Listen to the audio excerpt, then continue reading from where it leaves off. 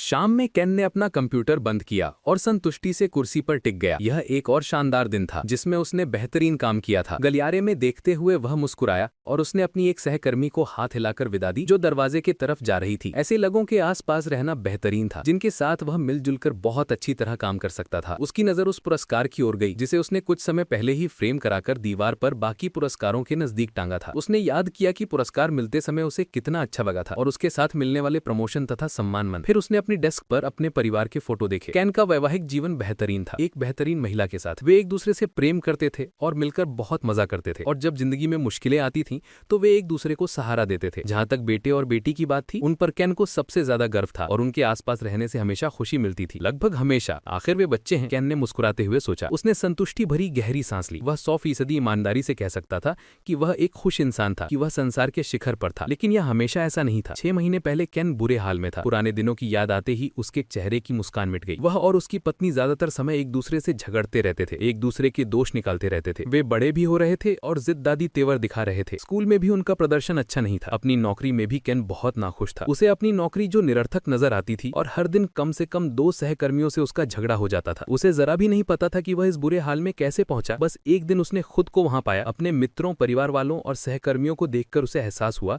कि वह अकेला ही नहीं था। दरअसल सब लोग उतने ही बुरे हाल में थे। उनमें से शनिवार की सुबह केन उस सीजन में अपने बेटे जैक का पहला फुटबॉल मैच देख रहा था। वो लोग उस टीम के खिलाफ खेल रहे थे जिसने उन्हें पिछले साल काफी हराया था, इसलिए उसे ये उम्मीद नहीं थी कि जैक की टीम शानदार जीत हासिल करेगी। लेकिन अपने बेटे को खेलते देखने पर उसे हमेशा गर्व महसूस होता था। वैसे उस दिन जैक थोड़ी उधेड़-बुन में था और उतने उत्साह से समर्पण नहीं कर रहा था जितना कि अमूमन करता था। नौकरी में उसका समय हमेशा जितना ही मुश्किल रहा था और उसके दिमाग में बार-बार वे चिंताएं और समस्याएं घूम रही थी। जब मैच थोड़ा आगे बढ़ा तो अचानक उसे एहसास हुआ कि उसके आसपास के अभिभावकों की उत्साहवर्धक आवाजें बहुत बढ़िया, शाबाश, ज्यादा तेज, ज्यादा रोमांचित होती जा रही थी। स्कोर बराबरी पर था, 1% फॉर्मूला था। गेंद जैक की टीम के पास थी और वह गोल के करीब पहुंच चुकी थी। केन ने देखा कि इस मैच में उसके बेटे की टीम में गेंद पर बहुत ज्यादा नियंत्रण रख रही थी। कुछ तो था जो पिछले साल से अलग लग रहा था। जैक की टीम ज्यादा एकाग्रता यानी फोकस और कोच के निर्देशों का ज्यादा अच्छी तरह पालन कर रही थी। वो लोग ज्यादा एकजुटता से खेल रहे थे, प्रबल टीम भावना से खेल रहे थे। हालांकि वे अब भी बच्चे थे। कई बार तो मैदान में इधर से उधर जाते और गेंद को 4 और 6 बूंदों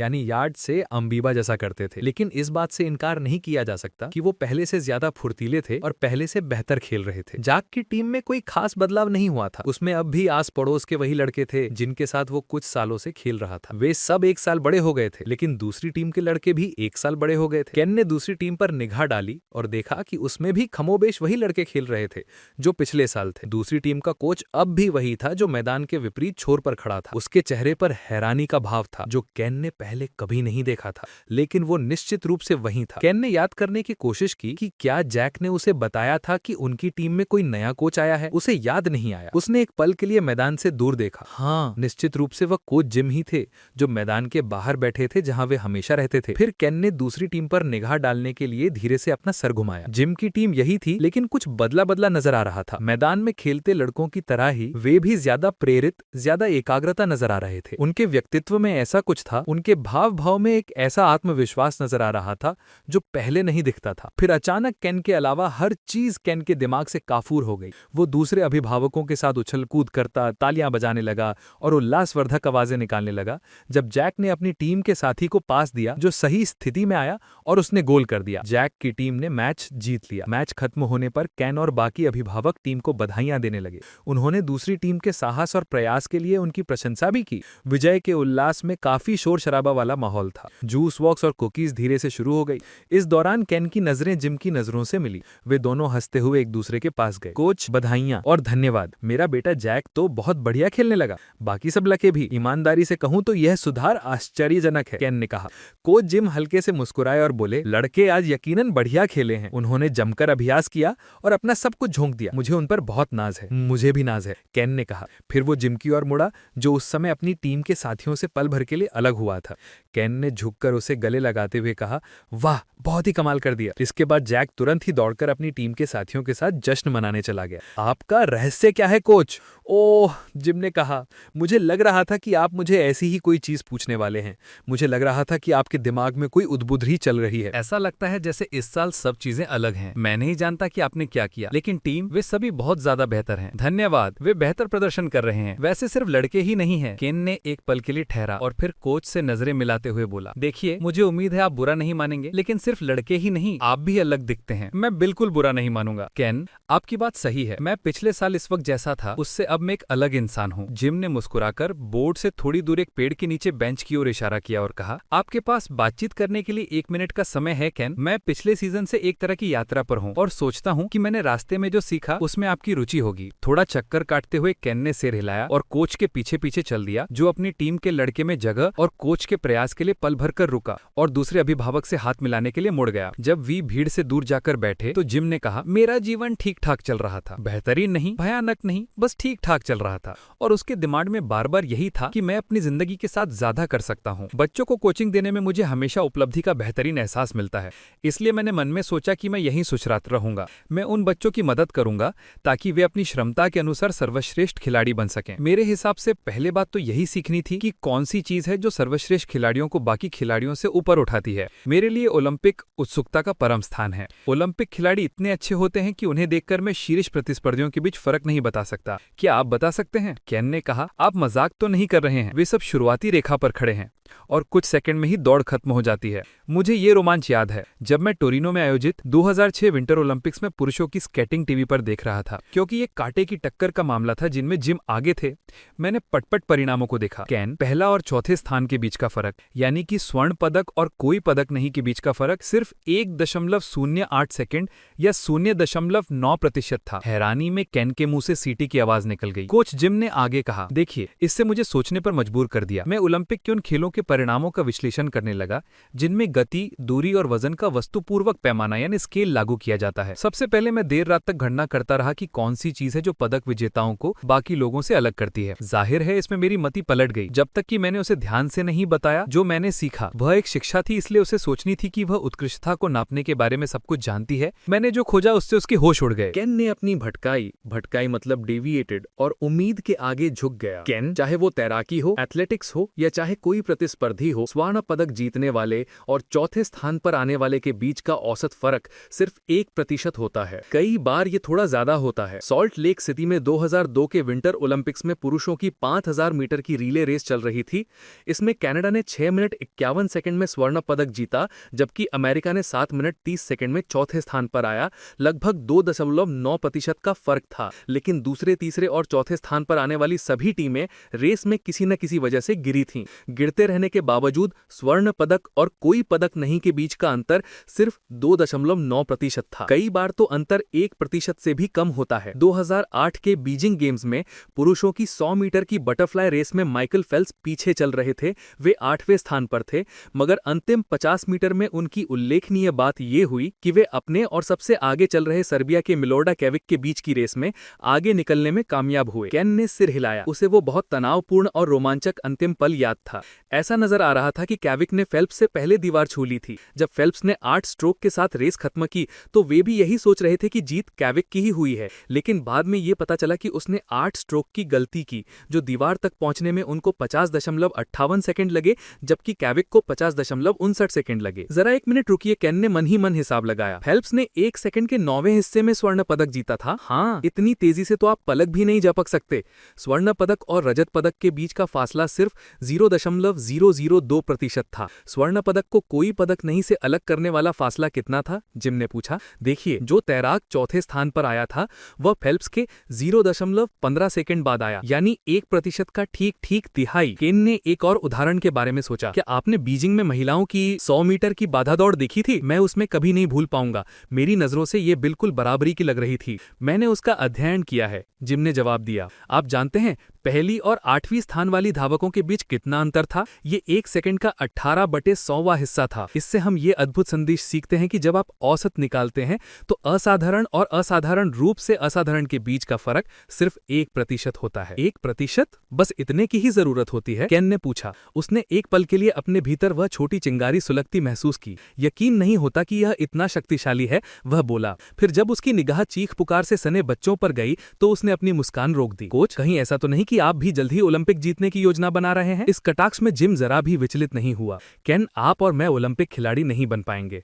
मैं भी कभी ओलंपिक खिलाड़ी नहीं बन पाऊंगा। वे बड़े हैं। हमारे जैसे लोगों के लिए असल मुद्दा ये है कि इस 1% का हमारे लिए क्या महत्व है। मैं जानता हूं कि आप चाहे तो तुम्हारी टीम बाकी टीमों की तुलना में 100% बेहतर कभी नहीं बन सकती, लेकिन 1%, हम सभी सैकड़ों चीजों में 1% बेहतर तो बन सकते हैं। आप इस बारे में गंभीर हैं, है ना? केन ने कहा। उसने अचानक कोच की ओलंपिक आकांक्षाओं के बारे में अपनी फिडली टिप्पणी पर अफसोस होने लगा। जब मैंने 1% के फॉर्मूले का रहस्य खोज लिया तो मेरे सामने नई संभावनाओं का एक पूरा संसार खुल गया। मैं उस बारे में सोचा, छोटे बच्चों में बुनियादी योग्य और खेल संबंधी मूल क्षमताओं को ढूंढना, और सोचा कि आज के परिणाम ने साबित कर दिया कि ये कारगर था। कल्पना करें कि 1% का फॉर्मूला आपके लिए, मेरे लिए, किसी के लिए भी कितना कुछ कर सकता है, बशर्ते वे सिर्फ 1% बेहतर बनने का समर्पण कर दें। हम सभी सैकड़ों चीजों में 1% बेहतर बन सकते हैं।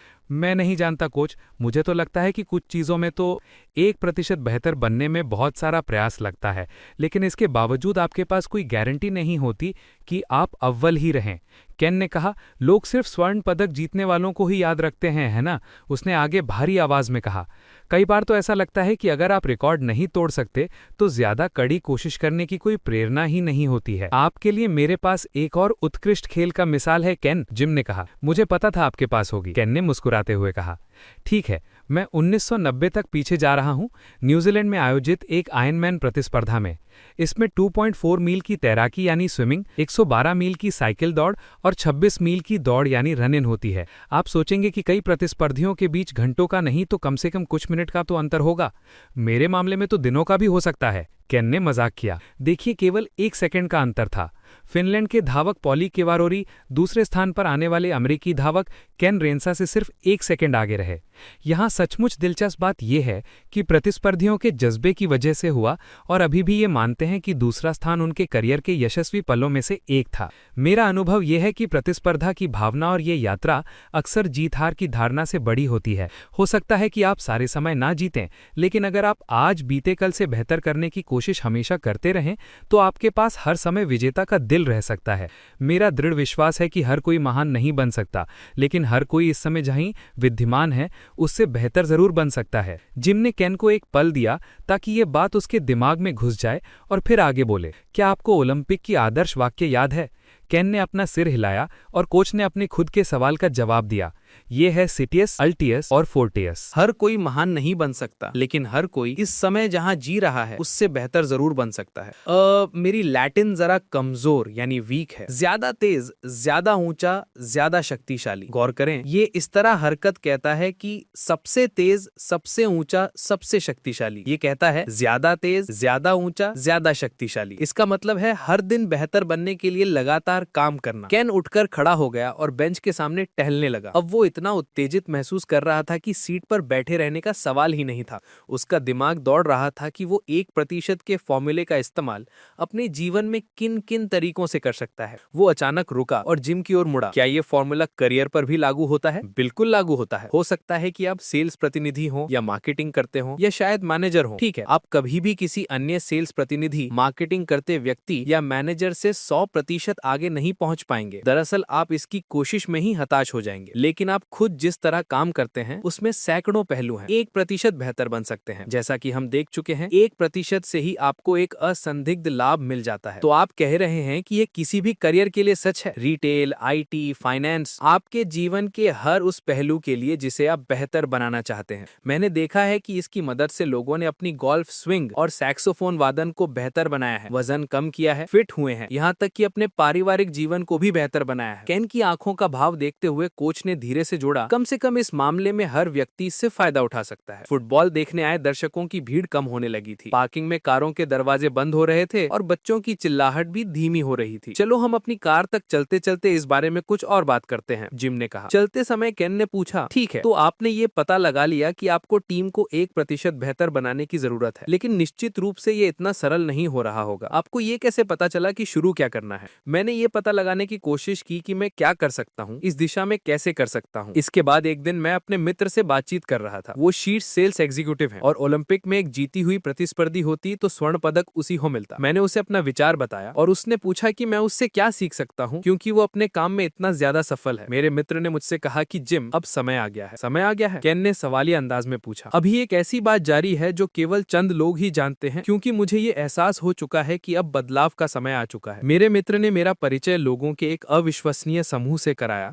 जिन्होंने उत्कृष्टता हासिल करने में अपनी जिंदगी लगा दी है, और उनसे मिलकर मैं हैरान रह गया क्योंकि ये पता चला कि वे पहले से ही उस सिद्धांत के अनुसार जी रहे थे जिसे मैंने ओलंपिक परिणामों में खोजा था। मैं आपको एक ऐसी बात बताने जा रहा हूँ जो केवल चंद लोग ही जानते हैं, क्योंकि मुझे ये एहसास हो चुका है कि आपके लिए भी समय आ गया है। उन्होंने ओलंपिक के रिकॉर्ड नहीं देखे थे जिनसे पता चलता था कि सर्वश्रेष्ठ प्रदर्शन और सामान्य प्रदर्शन के बीच 1% का ही अंतर होता है, लेकिन उन्होंने इतना समय लिया था कि ये छोटा अंतर होता है। उन्होंने समझदारी से पहचान लिया कि सफलता पाने का तरीका ये है कि आप लगातार छोटे, लगभग 1% सुधार करते रहें। इसलिए जब मैंने आकर अपने आंकड़े बताए तो उन्हें ऐसा लगा जैसे पहेली का आखिरी टुकड़ा मिल गया हो। जल्द ही उन्होंने उत्कृष्टता बनाने की नीति को एक नाम दे दिया, 1% का फॉर्मूला। अब इस समूह में हम 6 लोग हैं। मैं, मेरा मित्र सेल्स एग्जीक्यूटिव, एक शीर्ष भौतिक विज्ञानी, एक मनोवैज्ञानिक, एक व्यवसाय मालिक और इससे शायद आपको हैरानी नहीं होगी, एक पूर्व ओलंपिक खिलाड़ी। चिंता न करें, इस समूह में कोई बैठक या गोपनीय शर्तें नहीं रखनी है। आप आम कैन जैसा महसूस कर सकते हैं। हम आप जैसे लोगों को इसमें शामिल करते हैं जो अपने जीवन में परिवर्तन करने को तैयार हैं। मैं, कैन ने थोड़ी हैरानी से कहा, देखिए मुझे गलत ना समझे, मैं आभारी हूँ कि आपने मुझे समय दिया, लेकिन मैंने कभी नहीं कहा। गलत शब्दों में खोने के बाद उसे यह एहसास हुआ कि कोच ने उसमें कुछ ऐसा देख लिया था जो उसे इस समय तक पता नहीं था। अगर आप अपने जीवन में परिवर्तन करना चाहते हैं तो मैं अपने समूह के बाकी लोगों से आग्रह करूंगा कि वे आपको उत्कृष्टता हासिल करने के अपने रहस्य बताएं। यह आसान नहीं होगा। आपको अपनी कुछ पुरानी आदतें छोड़नी होंगी, काम करने के पुराने तरीके बदलने होंगे और अपने तनाव दूर करने के बारे में अपने कुदरत विश्राम भी त्यागने होंगे। इसके अंत में आप रोमांच और उपलब्धि की संतुष्टि की अपेक्षा कर सकते हैं, लेकिन इस कड़ी पगडंडी पर शक की छावनी नहीं लिपट रही है। रास्ते में चुनौतियां आएंगी। वे बच्चों और अभिभावकों के समूह के पास पहुंच गए जहां और चीजें चल रही थीं। कैन, कभी कोई जवाब न दे, इस बारे में अच्छी तरह विचार कर लें, जिम ने कहा। कैन और 2 अन्य अभिभावक से बात करने चले गए। कैन ने जैक और उसके सबसे अच्छे मित्र को कार में बिठाया और कहा कि रास्ते में बर्गर की पार्टी उनकी तरफ से रहेगी। बच्चे अंदर बैठ गए और कैन दरवाजा बंद करने ही वाला था कि तभी जिम कार के पास आ गए। कैन ने ऊपर देखते हुए कहा, धन्यवाद कोच, आपने मुझे सोचने के लिए वाकई बहुत कुछ दे दिया है। आपका स्वागत है। मैं आपको ये देना चाहता हूँ। जिम ने उसे एक बिजनेस कार्ड थमाया। अगर आप निर्णय लेते हैं कि आप तैयार हैं तो मुझे फोन कर दें। यकीन माने, ये वाकई बेहतरीन यात्रा है।